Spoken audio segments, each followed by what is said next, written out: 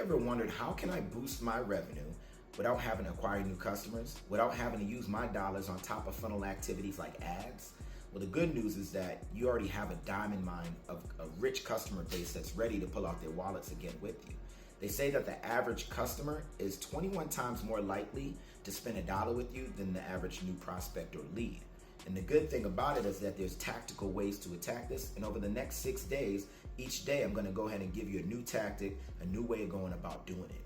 So on this first day, we're gonna talk about price increasing. Prices have to go up over time. Inflation happens, right? So effectively, if you do not increase your prices, you're gonna be taking a pay cut. When you were a little kid going to the store, bread used to be one price, and if you go to the store today, it's a whole nother price. And that store owner, if they did not increase their prices, would be totally out of business, right? I used to go to this coffee stop around the way from where I used to work at. And quite frankly, I really don't know how much a cup of Joe is there, but nor do I care, right? Their margins are probably so small that if they ticked it up 20%, 10%, I would be none the wiser, and I'd just get my coffee and I'd be out the door. But I bet to that business owner, I bet she'd be in a very much different place if she increased her prices by 10 or 20%. And then also, sometimes you worry about, I've had these customers for years and years. I don't want to lose them. I don't want to turn anybody off.